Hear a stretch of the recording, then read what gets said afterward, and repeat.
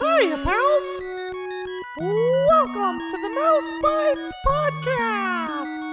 Here we go!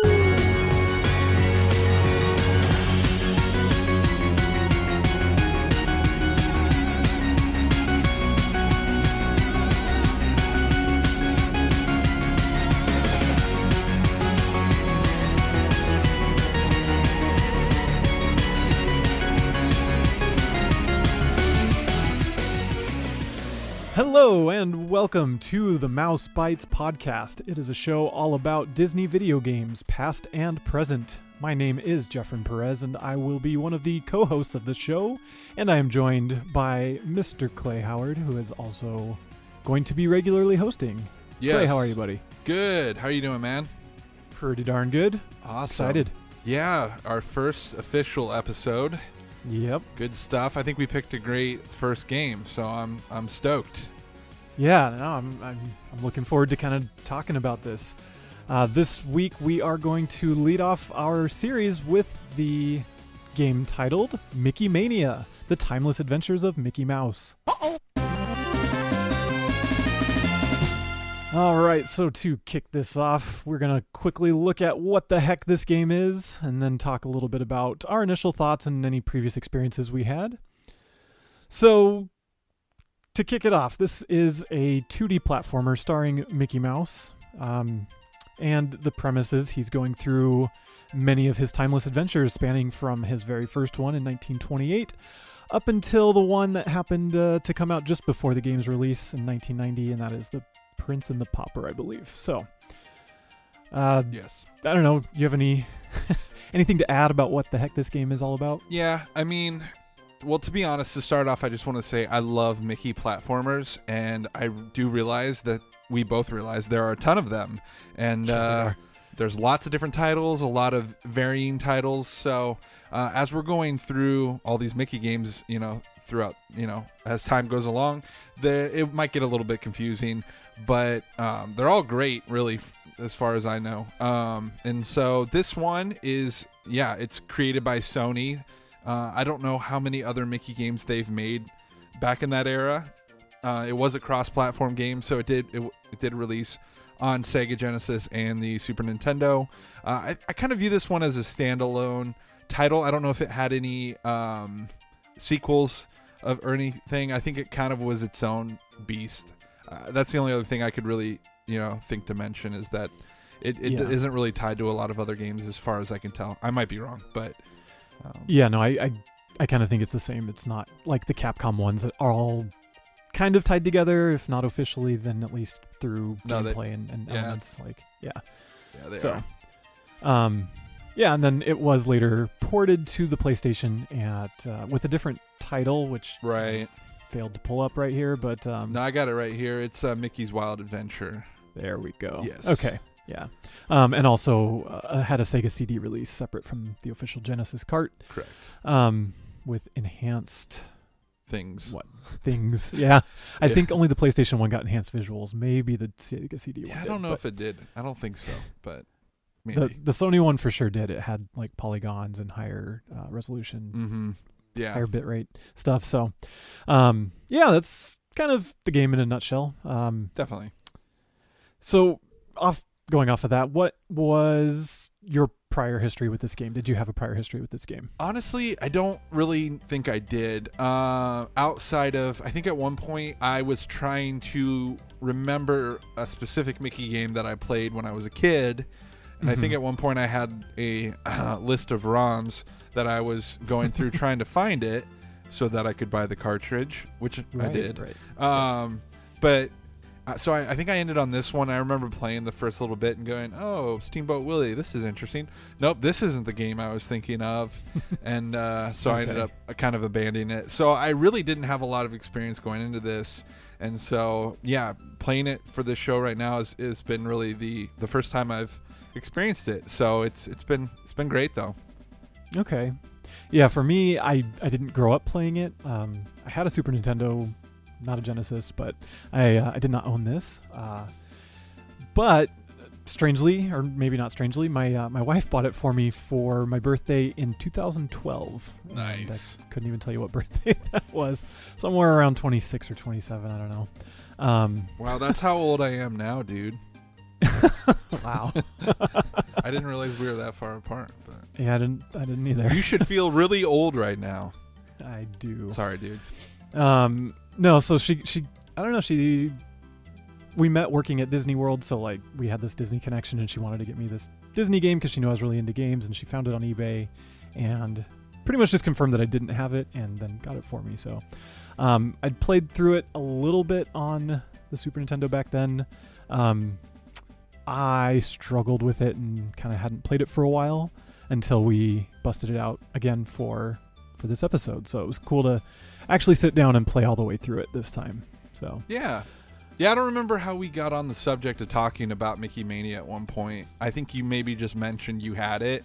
I think I said it was the only one I had, yeah. Right, and so I was like, oh, that's a good contender. And then I looked into it, and I was like, hey, this is a quality game. We should just make this our episode 1. I think it's a good contender, and I think it's definitely worth it. So, yeah, no, I think it works really well as an episode 1, just because it covers so many decades of Mickey, which is kind of the essence of Disney, which is, I don't know, just kind of a symbolic representation. So, yeah. With that, what were your just quick initial thoughts going into playing it? Okay, yeah. Visually, I thought it was great. Music was pretty good, and difficulty was a bit too high. And I know we'll go a little more into that in a little bit. But outside of that, I loved everything else about it. I'm probably don't enjoy it as much as I enjoy the Capcom Mickey games, or even maybe the Illusion Mickey games. But I still think this one is just it's just like right up there. I'd hate to like rank it below it, but I think this goes along with all the quality ones that I just mentioned anyway. Yeah, I really enjoyed it. I thought the premise of going through all those, those Mickey shorts, I guess you could call them. Yeah, I thought that was a really cool idea. I was kind of surprised I'd never played this or heard much about it. I know a lot of people like it, but for whatever reason, I just like really hadn't heard much about it. I don't know if that was due to the high difficulty or what the deal was with that. I never really heard of it, but I would definitely recommend this to anybody who enjoys a good platformer from back then, especially if you like Mickey games and you just haven't picked this one up. I think it's right up there with the other greats. So totally. Yeah, I would pretty much echo those sentiments. I love the art and animation of it, especially the animation, which we'll get into a little bit later. And then, the music was charming. It was good. The presentation is great. It's got, the classic Mickey font for the level stage names and any of the text in between them. The biggest issue I had with it playing it on the Super Nintendo was that it had like 15-second level load times, which is just asinine for a Super Nintendo game. Like, it just is unheard of. Yeah. And especially when you consider a game like Donkey Kong Country had like maybe, and that being like kind of the visual powerhouse of the system, one of the biggest cartridges, 4 megabyte cartridge. Like, it seems almost weird that this one would have bigger, longer load time. So, other than that, I mean, that's just a technical nitpick, but it really does shock you, I guess, going back to playing a system that you don't recall ever having load times. But other than that, the gameplay is good. The challenge was definitely a little high, but overall, once you kind of get the hang of it, of the era, like the Battletoads and the other games of the time, it gives you more longevity to have a more difficult game. And I'm sure that was kind of the thought process. It was kind of a crutch for smaller cartridge sizes, I think, back in the day. But anyway, with that, I think we've set it up and we can kind of jump into discussion.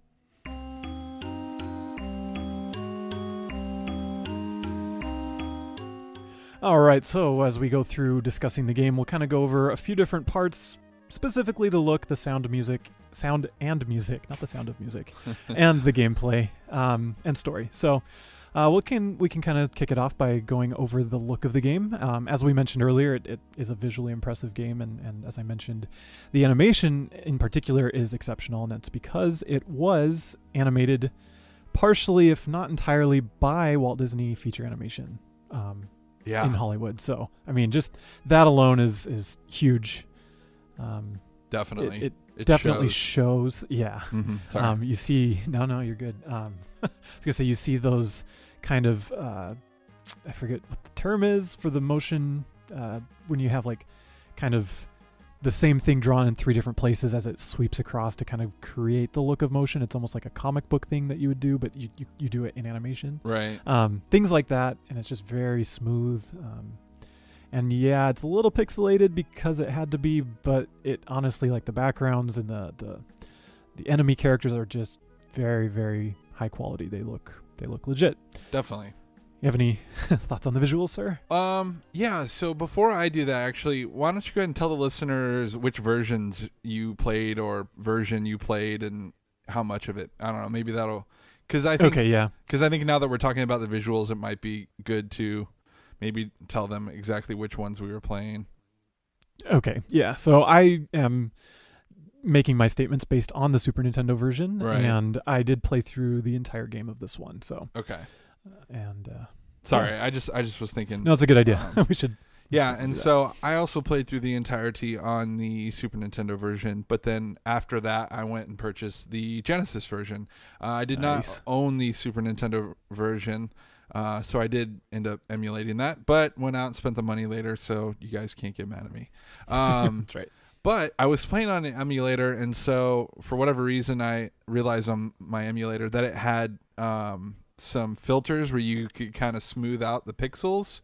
Mm-hmm. And once I did that, man, this game looks awesome.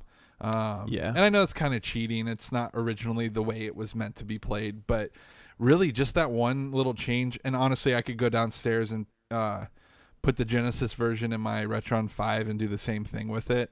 Right, exactly. But yeah, I just think it look, when you did that, it just really even made it look that much better. But even without that, yeah, I agree. It is a little bit pixelated, but I still think it's just a great looking game. And it's odd because when you start out, you are in Steamboat Willie and everything's black and white except for your character. And then as you move through the course, things slowly become, more colored. And all of a sudden, like, boom, you're like looking at everything and it's just full color and it looks awesome. I absolutely love that effect. Yeah, I think that it worked really well and just kind of gave it a visual pop that you wouldn't normally, I guess, see otherwise. So it helped those colors pop more once you got out of the black and white. So so visually I think it's a strong contender. I think I like the way the Mickey design that they went with in this one. It's different than the Capcom one and the Castle of Illusion one, but it's super classic. It's the Mickey we all kind of know. It's not the epic Mickey with the white face that I'm not a huge fan of. Right. And he's what you think of when you think of Mickey. And so he's always smiling. He looks super happy. He's just easygoing, man. And even when he's killing skeletons, he's doing his thing. And so visually I think it's great. I think the levels, some of them are kind of cliche, but they're based off movies or whatever. But no, I think they have good atmosphere. There's a good variety. Another big thing I wanted to mention, there's a lot of I don't know if I know the exact term for this, but there's a lot of levels with like more of a 3D effect on it. Gonna say like a pseudo 3D. Yeah. Right. I don't know if that's got a name, but like the staircase that you're going up and it's spiraling. The first level, there's that crane that kind of looks 3D when it moves, and the first time I saw that, I was like, holy crap, what the heck? Like, it was tripping me out. It looks like a polygon. Yeah, it's amazing. And when you enter the skeleton house, the haunted house, the second level, right, there's like a 3D effect as you pass through the door, using like a parallax effect, which is really cool. So I thought that was like super cool. It's not everywhere, but I don't like. It's probably for the best. Like, they didn't overdo it, but every now and then they throw it in, and it's really cool. So I thought that was like worth applause just by itself. I was like, well done. Totally, that's pretty cool. The second to last level, there's like a spiral. If you've ever played the original Battletoads, they achieved this on the NES, but like this basically does the exact same effect, but in 16-bit, so it looks even more incredible. It's like a 3D spiraling tower that you're climbing up some platforms, and the platforms look 3D, and they pass and rotates very smoothly, and I mean, it looks very nice. Definitely. So, so another couple things. I thought the backgrounds were nicely detailed. I'm looking at footage right now of the elevator with the skeletons, and there's there's the back wall, and then there's holes in it, and then there's more stone behind that. And so like there's just multiple layers to every level. It's kind of got a Donkey Kong Country feel to it. Yeah, in with that like way. some parallaxing. Yeah, exactly. Yeah. So I think they did a really good job creating and throwing interesting things behind the scenes. Not behind the scenes, but behind the character. Like little details, background details. Like that skeleton with the Mickey Mouse ears sitting there. Yes. Like that's hilarious. Like I'm Yep. so glad they added that. They didn't have to do that, but it gives it some extra character and little things to notice and enjoy and chuckle about as you're playing through. So yeah, I loved that. And then I know another thing we wanted to mention was the UI. What were your thoughts on that? It's pretty minimalistic from my recollection. I'm not looking at footage right now, but it never gets in the way. You kind of got your marbles, which is your main weapon, your ranged weapon. So you've got kind of a little icon with that in the upper right, and then the upper left you have your hit bar, which is a Mickey glove, and I think the fingers represent how much health you've got, which is a cute touch. Yeah, better than numbers and just boring interface. Can't recall much other UI than that. Yeah, I think that's honestly about it. I appreciate it too, because I hate when there's just like so much stuff on a screen, and I think once you hit the N64, I think it got a whole lot worse. But at this time, it wasn't terrible. I think this is honestly better than the Capcom one, because they have an entire bar that takes up the bottom portion of the screen, like Mario 3 style. Right, and and so that's real estate that you're losing. To show a lot of things, even though that game does have a lot more to it. This is pretty simple. You have marbles and you have health. There's really not a lot else. Those games, you're changing outfits, and there's a lot going on there. Another thing we got to talk about is the moose chase scene. That's visually pretty gnarly. Yeah, it's a 3D scene. If you've ever played The Lion King, which I'm sure we'll cover soon. Definitely. It's like the wildebeest chase in that, or to compare it to a more modern game, it's like the Animal Crossing current Animal Crossing style, where you're on kind of almost like a cylinder. It gives you a 3D, and as you walk towards the camera, you can go left and right. It looks really nice. It's really smooth, and it gives it good depth, and the animation on it again is really good. So that was really sweet. Yeah, I would even be willing to say I think this looks better than the Lion King segment with the Stampede. Yeah. I just think with the additional kind of curve that the earth has, I think it looks better, because Lion King is just super flat, and the background part is super repetitive, and so it is in Mickey too. It's just the same trees over and over, but I think just the ground alone makes it that much better. Obviously in Lion King you have those wildebeests or whatever coming at you, so they're getting constantly bigger, whereas the moose pretty much stays the same size. But I think it looks better, honestly. I think it's a cooler effect. You can see a little bit more of what's coming ahead of you. You have a little bit more time to react, whereas with Lion King it's a little more unfair, if you ask me. But I remember in this scene when you're running from it took me a while to realize you had to pick up apples to same keep going. I'm like, why is he catching me? Yeah. And then finally I realized, I gotta get the apples. So at first I thought, man, I must have missed time to jump or hit the water or something. Right. You gotta keep picking up apples to keep gaining speed, otherwise he will catch you. So but it's a fun little chase, and not too long. Definitely. Just kind of the right amount. Yeah, not too much. Also, another cool little thing they added in the ghost level. I can't remember what it's called. There's kind of like a effect over the screen where it's kind of darker on the edges, like a vignette. Right. And so Lonesome Ghosts. That's right, Lonesome Ghost. Thank you. So that kind of gives off a more spooky, visual, I guess. And so I thought that was a nice touch. Definitely. I'm trying to think that anything else. Water and transparency effects in that level, just when they flood the house. That's right. Nothing major, but it's something. We take those for granted now, but that was an achievement on the on the Super Nintendo. Dude, nobody loves their water effects more than you. I love water effects. That's totally your thing, man. I point it out in every game. I need to get you a T-shirt that just says "I love water effects," and people will be like, "What?" But you should. That would be hilarious. So, other than that, I think that's pretty much. I guess just the character designs are great. I think the character animations. I know you hit on those a little bit. I think the enemies even just look really cool. Like the weasels. I was thinking the weasels. Yeah, like tons of character. Big sprites are animated fully. Oh, dude, yeah, like when they die, their eyes get real big, and dude, it's so polished. It looks really good. Yep. So. And I think one more thing I wanted to touch on when going back to what you're talking about, the Mickey model, each individual level, you're playing as the modern 90s Mickey, but you're going through the level of the era. So like you'll run into your old Mickey self, which is kind of a cool, weird nod that probably doesn't really make sense as far as like canon, but is just awesome. But they're modeled in their era. So like Steamboat Willie Mickey has just black eyes and no whites around them. And each one progressively past that matches how they looked in that cartoon, which is a great touch. They could have just used the same Mickey model and just, like recolored the sprites, but they didn't. They made unique ones for each level. And just real quick, let's just list off the levels and hopefully that will help people kind of visualize what it'll look like if they're familiar with them. If not, they can look them up. Totally. So first one, Steamboat Willie from 1928. The Mad Doctor is the next one from 1933.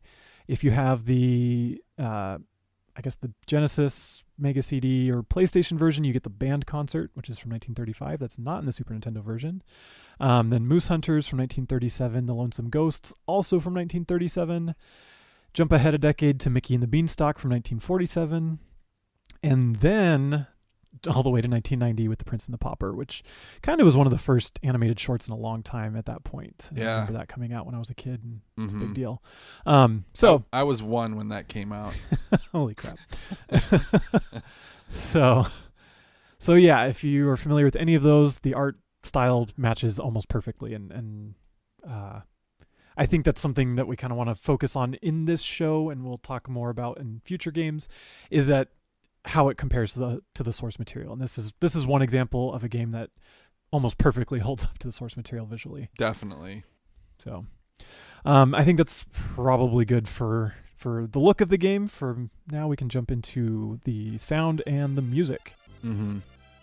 Yeah. So, why don't you go ahead and kick us off with that? What your thoughts are?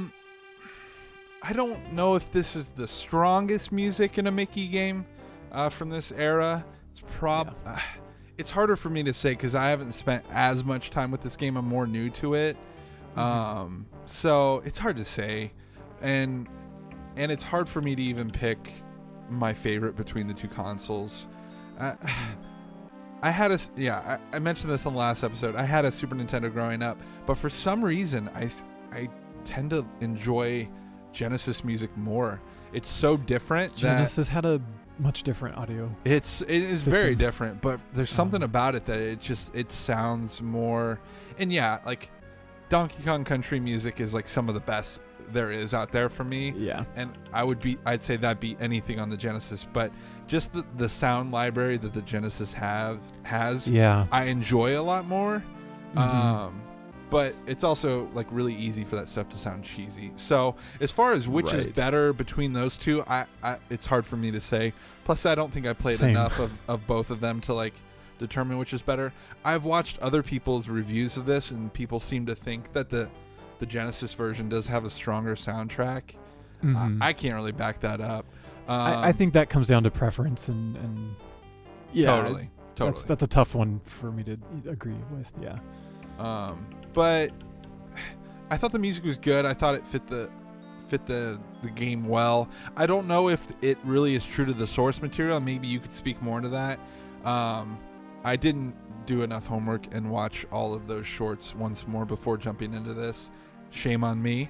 And it's been so long since I've seen some of those shorts that off the top of my head, I have no idea if it was really true to the material, the source material, but I think it did the job. I don't think anything was really obnoxious or like, ooh, that doesn't fit well at all. So I don't know. Maybe I'm not.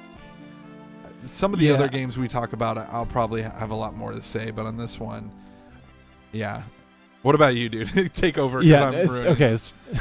As far as the music goes, well, then we'll talk about the sound. I can pretty much say with confidence that it's not the music from the shorts. It's original, especially Steamboat Willie.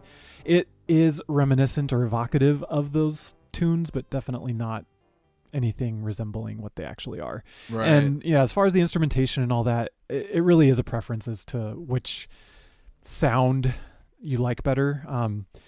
I didn't grow up with the Genesis, so I have a nostalgic place in my heart for the sound of the Super Nintendo, which is not to say that different composers and different studios couldn't change what sounds were played through MIDI, but like just the way they kind of sound. I don't know if it's the way it's processed or the frequency or the clock speed or whatever. I really don't know enough about it to tell you, but the Genesis has a very distinct sound, and you can always hear similarities amongst Genesis games, Mega Drive, whatever, if you're in Europe.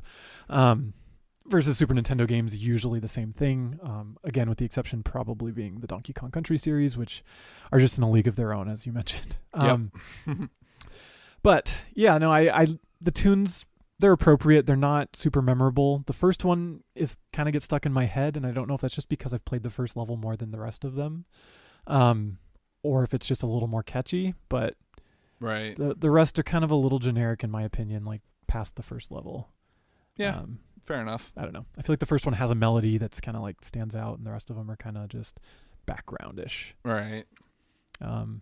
Yeah. So it's kind of just a quick rundown of the music. It's not, I wouldn't say it's terrible. I'd say it's very well done for an original composition. It's definitely better than a lot of some generic Super Nintendo Genesis 16-bit music that I've heard. Definitely. And like, I think of Lion King, I'm like, yeah, I remember every song in that game, but obviously because they pulled all of it direct from the movie. Right. Yeah. So I think And for that's making huge. original stuff, I think they did a fine job. So. Yeah. Okay. So yeah. And then to do the other side of this coin, the sound design, I'll kind of just lead this one off. It's not bad. It's very 16-bit sound effects. Not super faithful to what you would associate with Mickey sound effects, like especially the ones from the short films that inspired this. Right. They're adequate, and they sound like video game hits and boops and whatever. So like, I don't know. I can't really think of an effect that stood out to me or anything that wasn't pretty generic as just a chiptune. Right. Yeah. Sound Like effects a are really, whang. really hard to like compare, and find things that really stand out. But so, yeah, I'm sure there was some iconic stuff here and there, but Yeah. overall, it's hard to say. I'll say that there's enough variety that it doesn't really ever get repetitive or annoying, and Right. it's done well enough that it doesn't. The hit sound when you jump on something's head is pretty satisfying, and not a whole lot to it. I wish there was a little more. I think the PlayStation version has voice clips. Maybe the Sega CD version does, but I still haven't experienced that or watched it, so I'm not totally sure on that. And these versions have some Mickey lines. Yeah, or at least the Genesis one does. I actually don't think the Super Nintendo one does. Are you sure? I'm not sure. I thought he goes, uh-oh. Yeah, you're right. In the Steamboat Willie one, when you first run into Mickey, Right. he does go, oh. Yeah. Yeah. So there's a little bit, but it's definitely not enough. Very brief. Yeah. Yeah. So, and then other than that, like the villains, like you encounter Pete, but he doesn't really make any of his Pete sounds. Yeah. Kind of just the bonk when you jump on his belly, and the Mad Doctor, same thing. So That was pretty accurate, dude. Wonk. I liked Wonk. it. That was good. Thanks. Here all day. So yeah, and then unless you got anything else to say on the sound design, we can move on to gameplay. Yeah, let's do it. Okay. So as we kind of have talked about, the gameplay is pretty much mostly 2D platformer. There is just a little stint of that 3D running towards the camera bit, and then just kind of a I don't know what you call it, like a surfboard type area where it's still 3D platforming, but you're like on an auto scroller that's Right. like a medical table scrolling across a level full of saws, and you just kind of jump and avoid them and then transfer from one to the other. So still 2D platforming, but other than that, mostly just simplistic jumping and writing stuff. Yes. gameplay is pretty tight. Mickey's my biggest qualm, and this is something I saw brought up in another review, is like when you're jumping, if you don't let go of the jump button, you'll just immediately start jumping again, which is kind of weird. Yeah, whose idea was that? I've never seen that in any other game. Like, it's always once you hit the jump button once, if you're holding it down, you stop when you land. Right. I don't know. That's a weird quirk, and it takes a little bit to get used to, but you get the hang of it. I mean, it's pretty easy to let go of the jump button. Yeah, it didn't really bother me a whole lot. So, let's see. Gameplay wise, like some of the hit detection is a little, maybe not bad, but a little wonky and yeah, there were a couple times I got robbed, dude. I was like, really, that hit me? Come on. Yeah, especially in the second level, the Mad Doctor one. The skeletons, when you defeat them, they explode into like 10 or 20 little skeleton bones, probably like 10, but it feels like more. And those bounce all over the screen, and you cannot touch any of them. Each one is one hit. Brutal. It is very brutal. And honestly, I don't think prior to this week I'd ever gotten past that part. So, what do you think about Mickey's jump mechanic in this game? It's fine. It's not perfect. I feel like I don't know if it's floaty or if it's a little. I like floaty with my Mickey games. Yeah. Okay. So It's not not I bad. had no I guess issues. it's not Mario, but that's mostly what I play. Yeah, 2D but platformers of. I don't so want in that regard, I don't want Mickey to be Mario. You know, you're right. So yeah. I like a little float. Yeah. Fair enough.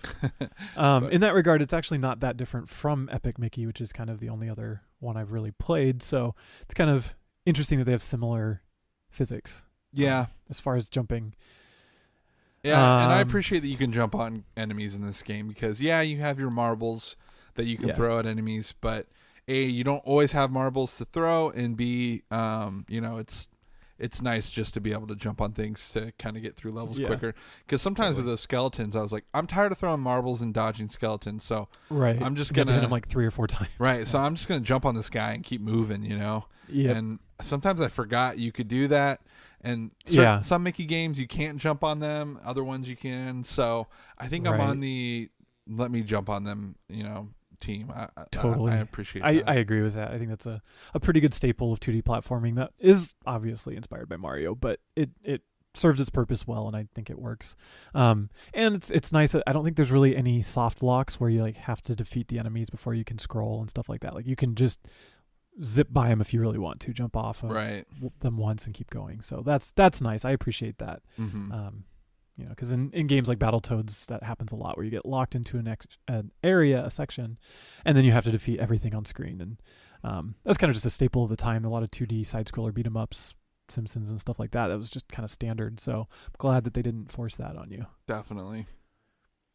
All right, dude. I think we need to talk about the elephant in the room. All right, let's do that. Do you know what I'm talking about? No, I don't. The difficulty, bro. Oh, just in general, yes. Yes, we should totally talk about this. Yeah, it is a tough as nails game. It is it is brutally unforgiving, and it wouldn't be as big of a deal if there was infinite continues, like if you just kind of had a checkpoint and you could start over from the beginning of the level or start over from halfway through the level. But no, you have a certain amount of continues, and if you lose those all, you start the game all the way over, which is that's a little bit of a short-sightedness in game design right there. Definitely. And I'll be the first to admit I had to use cheats on this game. Yes. Yeah, I'll admit that too. I know. Shame on me, but honestly, we just want to play this game, man. We just want to enjoy it. And having to start over every 10 to 15 minutes is not enjoyable. And as you play through the game, you learn it, and you go back and you play it for another time, and you get further. And that's half of the enjoyment. And maybe, in the 90s, I would enjoy that. As a kid, I would have too, yeah. Totally. And if this was one of 5 games I had, I would play this sucker until I beat it. But it's 2017. We're grown men. We have jobs. We have wives. We don't have time for that, dude. Like, I need to play this game, and I want to enjoy it, and I want to see what it all has to offer right now. And so eventually it's like, you know what? I'm going to have to turn on unlimited continues, basically. And once I did that, it was so much more enjoyable. Agreed. Because every time you got to that firework or you got to a new room, it was like, all right, if I die now, I can start back here, and it won't be a big deal. And so after that, I had a great time. And there are some Mickey games for the Super Nintendo and Genesis that do work that way. Yeah, if you die, you got to start over, but you only start at the beginning of the level. You don't have to start over at the beginning of the game. Right. And that's a huge difference. Changing the difficulty in the options menu of this game doesn't really do anything other than change how many, I think, is it continues you get? Continues. Yeah, it's just continues. It adds like, I don't know, 3 or 5 or something. Right. And so it doesn't change how easy it is to kill them, the enemies. How many there are, how many hits. Yeah, right. Nothing. And so it's a brutal game. But I will say, after having beat the whole game and then played the beginning multiple times following that, right before we started recording, I was playing through it just because I was waiting for you.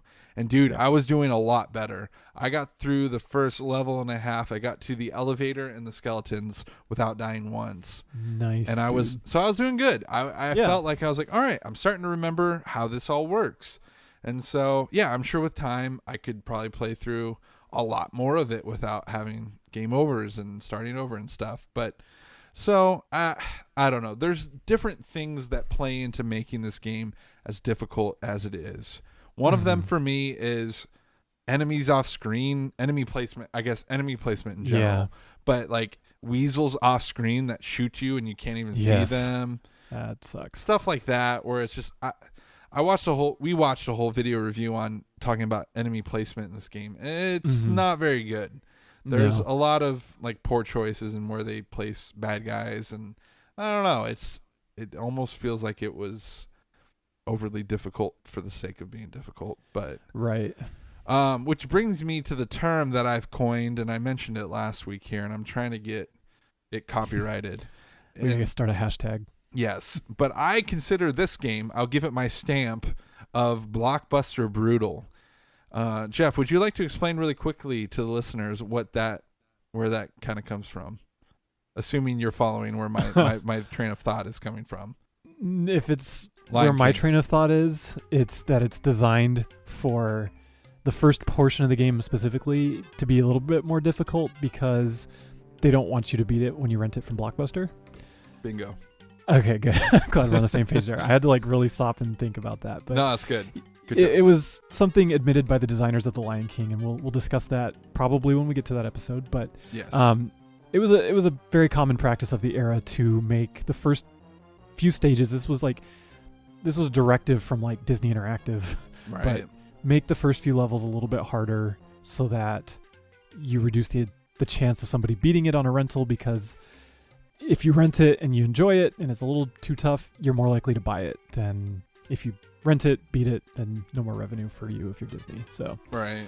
And unfortunately, this game follows that formula almost identically to The Lion King. Like the difficult section is about the same, like the second level, and it's like the same type of thing where you're like the part we were talking about where you're riding on like a medical table through a dungeon is like the ostrich part in The Lion King, and it's like 1-to-1 just as difficult.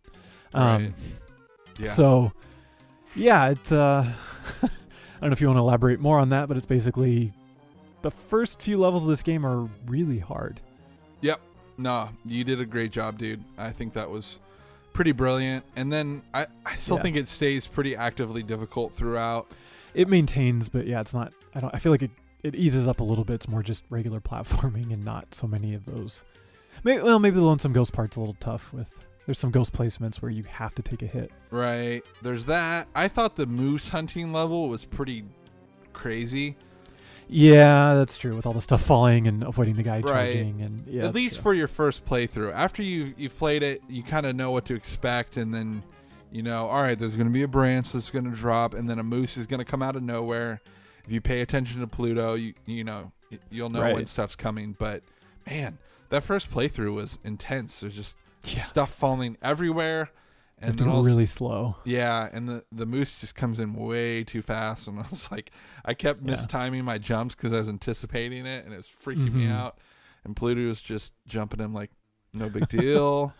So yeah, I think we've got the point across is that this isn't an easy game, and if you have the option to play this with cheats on, I highly recommend it. It's a much more enjoyable experience. And it doesn't take anything away from the game to be able to continue as many times as you want. If you were able to infinite just lives. run by bad guys and get hit and not die, I think that's different than Yeah. just, all right, do it over. You screwed up, try it again. But Yeah. that's just me personally. No, and I agree with that. It's basically it. Turn on infinite lives, and you pretty much should enjoy this game. Definitely. And you'll figure it out, and you'll get better each time, and you'll beat it. And I know we've kind of harked on how hard it is, but don't let that stop you from checking it out. It's definitely a good game. It's not broken. Yeah. Super random thing that has nothing to do with what we're talking about currently. You might have mentioned that this game was published by Sony ImageSoft. Did you mention that? You did. I did. Yes. I don't remember that. Okay. Yeah. Well, it's kind of weird that a Nintendo game was published by Sony. Right. Or a Sega one for that matter. I mean, Right. PlayStation and Saturn. Yeah, that's competed pretty true. Fiercely. But Yeah. not at this point though, right? No, not at this point. No, exactly. And that's why Sony had not entered the hardware market, so they were definitely exploring the publishing and development side of things. Was the Sony Nintendo console thing after this? I can't remember. It was like the same year. It was Okay. like I think it fell apart like that January. Okay. 93. Yeah, because even after this game, they made some more games for that. Well, they didn't make them, but they published them. But I don't Yeah. know. It's just weird seeing the word Sony on a It Nintendo really is. game. And I'm Yep. looking through all the games that they published on different consoles, and honestly, most of them aren't really anything noteworthy. It's a lot of like really weird Last Action Hero, Hook, Yeah. Super Dodgeball for NES. Just like some really random games. But anyway, Yeah. I just wanted to mention that. So I had one as a kid that was a Bugs Bunny one, and it was actually almost identical to this game. I mean, as we're talking about this game, I'm realizing how similar it is. really, And I think it was published by Sony, but it was developed by Sunsoft. But I could just be remembering a different game. But yeah. On a separate note, if you enjoy just old cartoon games that are like this, if you enjoy this game, you will probably like the game Rabbit Rampage, and you should check it out. Dude, come on, that's off Disney. We can't be promoting that. That's right. No, after Who Framed Roger Rabbit, everything's fair game. Fair enough. It's all in the same universe. All right. With that, we should probably move along into the story real quick, which we've kind of covered already. So, essentially, you're Mickey revisiting some of your classic cartoons.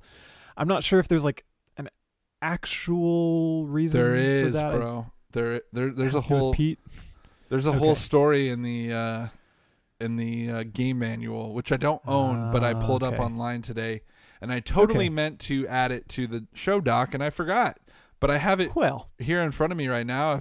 If you're interested to hear it, yeah, let's hear it. You've got this. all right. It's not too long, so I'll go quickly. All right, now I'm backing out. Yeah, okay. So here we go. Join Mickey Mouse on a spectacular adventure through time as he relives some of the most thrilling moments of his career. I'm realizing right now this is not really the story. But it kind of is. Yeah. You start where it all began, way back in 1928 with Mickey's first animated feature, the black and white classic Steamboat Willie. Here, you'll have to help Mickey brave a variety of puzzles and dangers before continuing through 6 other animated features in a journey that will eventually lead Mickey face to face with the biggest, meanest Pete anyone's ever seen. Fortunately for Mickey, he won't have to travel alone. Along the way, skilled players will be able to find Mickey's faithful pal Pluto, as well as 7 vintage Mickey Mouse cameos from each of the shorts featured in the game. But time is fleeting. If you're going to get Mickey safely through 65 years of film history, you better start playing now. That last line Nice. really reminds me of the line it says when you beat the game. Do you remember what it says? I do not. It says, I'm paraphrasing, "Thanks for playing this game. If you enjoyed it, why not buy another copy of this game?" Oh, at the end of the credits. Yeah. Like, what? No, what was that? You are way overstepping your bounds, game. How dare you? Yeah. Like, what? I'm not going to go buy a second copy of this game. Right? Yeah. I mean, maybe to get the other version, like the Genesis one, if you had this True. Super Nintendo one, like yeah, maybe, but there's not a real reason to justify that. They're just being greedy. Anyway, but yeah, we pretty much covered the storyline. There's not a whole lot to it. Usually in Mickey games, somebody gets kidnapped. It's either Minnie or Pluto, but not really any kidnapping in this one. But yeah, I don't know. It's weird. This one was more like a retrospective more than anything. It's just kind of Mickey Mouse, this is your life.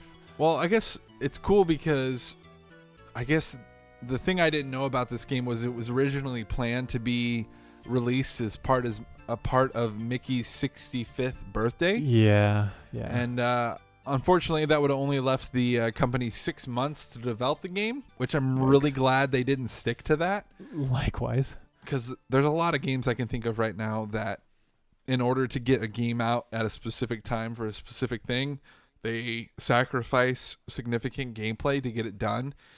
So basically, they decided to scrap that. And then, but that was kind of the original plot was, hey, we'll have him go through all the highlights of all, stuff throughout the years, and then we'll make that into a game. It'll release, but then it released in 1994 the year after his 65th birthday. But I appreciate you game developers for not doing that, or whoever made that call. Why not make a better game that we'll appreciate rather than get it out on a year of his birthday or something? But no, but as we're talking about the story of this, I think it's weird because you look at the cover of the game and you see the Mad Doctor guy. Yeah. And so you assume he's like the bad guy of the game. Right. But he's not. And you fight him as a boss after like the second level. Right. You're like, did I just beat the game? Right. Or like, am I going to fight him more down the road? Like, is he going to be at the end of every level? Right. Because like you said, the box cover. Yes. It's very weird. Yeah. And did they even mention Pete earlier on? Like, is it even a known goal that's what you're going for? Not in game. Like, he's there in Steamboat Willie because he was in the cartoon, but like, you just kind of like hit him with your marble 3 times and then jump off his belly to get leverage. Like, I beat Pete. Good job, everyone. Yeah, they don't do very well in game of explaining the whole thing.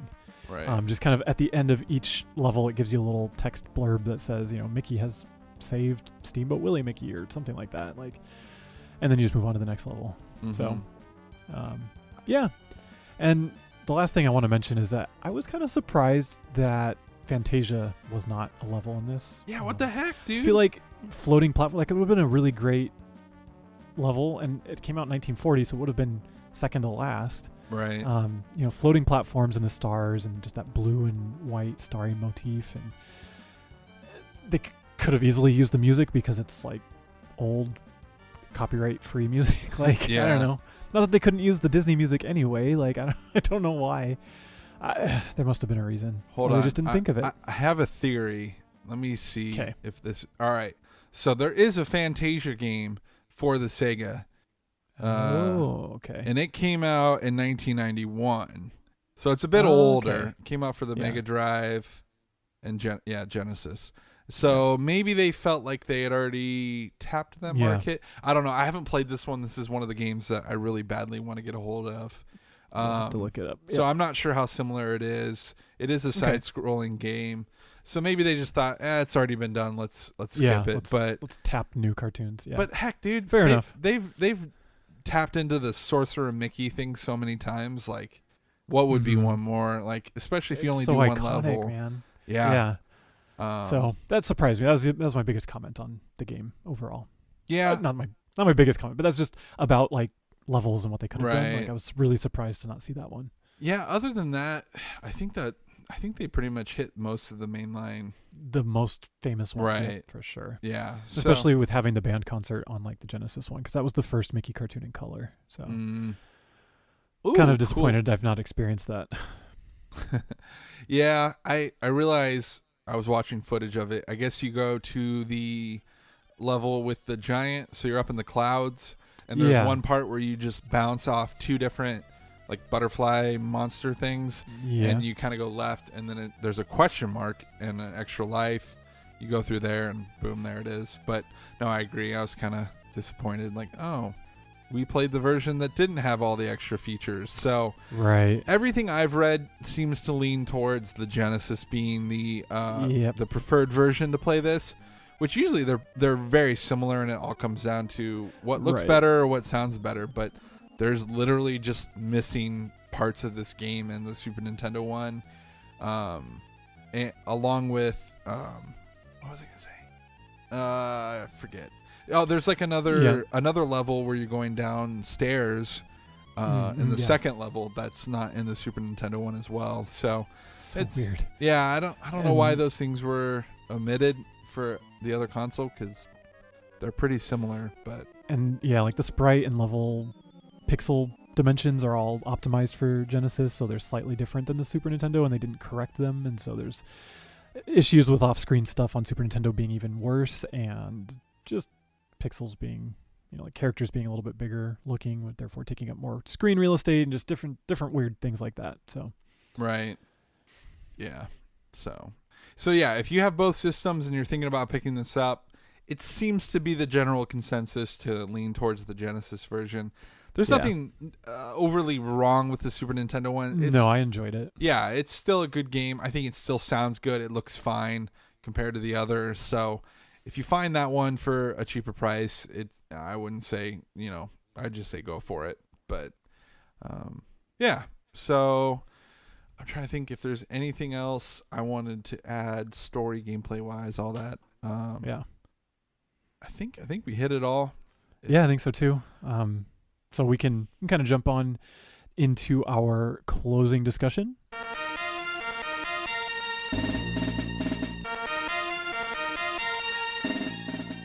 All right, so to wrap this one up, we basically are just going to kind of give a recap of everything we just talked about, like really brief, and give a recommendation, if anything. And I'll go ahead and kick that off. I really love this game. I would highly recommend it to anyone.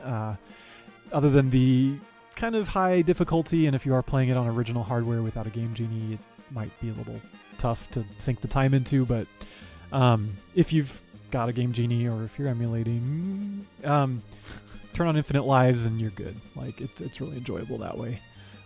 Beautiful game, decent enough sound, and it's fun. Yeah. For me, I'm totally right there with you. If you love Mickey's Magical Quest or Mickey's Castle of Illusion, you got to pick this game up. It's right up there with the rest of them. Great game. If you're up for a challenge, you want a platforming challenge, pick this game up and see if you can beat it without using cheats. If you can, you're the master, and well done. You're a Mickey maniac. Exactly. And if you love the old Mickey cartoons, pick it up, because there's something about walking up on a giant table for a giant and seeing Mickey ride off on a cork off a bottle from a giant. It's just so cool. Yeah. You're like, oh, there he goes. That was other Mickey, apparently. I don't know. It's really cool. It's what if Mickey was, running around in all of his other Mickey episodes. I wish that this was an actual short that Mickey did, where he went back in alternate realities, where he went through all these different things. I think that this whole game would make a really cool movie. Yeah, it would. But yeah, so overall, I think it's great. I think the physics and mechanics of the game work well. I'm bummed they didn't make 2 sequels following this one, because they did it in other series. Why not just do it with this one? But it's a good game. I think a remake of this game, or an HD upgrade for current gen, would be really cool, with a better continue system, lives feature. I think this game could be really cool in that setting anyways. So I agree. Yeah, 2 thumbs up, man. This is a great game, perfect for episode 1. Yep. Alrighty, well, with that, we are going to wrap up here. So thank you all so much for tuning in to our first inaugural episode. We appreciate you listening. If you have liked or subscribed to us on YouTube or on iTunes, Google Play, any of those, we appreciate that. If you want to leave a review, if you liked what you heard, that helps a lot getting discovered. You can also follow us on Twitter at mouse_bytes.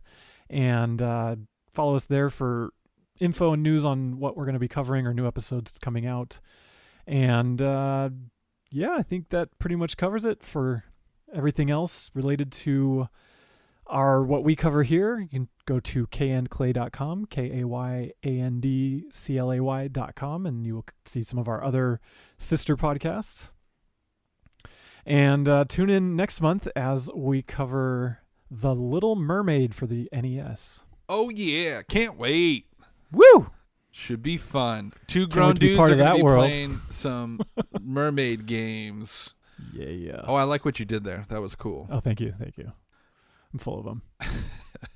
You're full of something. All right. I don't know what it is. Something. Yeah, we can't say it. This is a kid's show. That's right. Sorry. Family safe. All righty, everybody. Thank you once again, and have a good rest of your podcast listening days.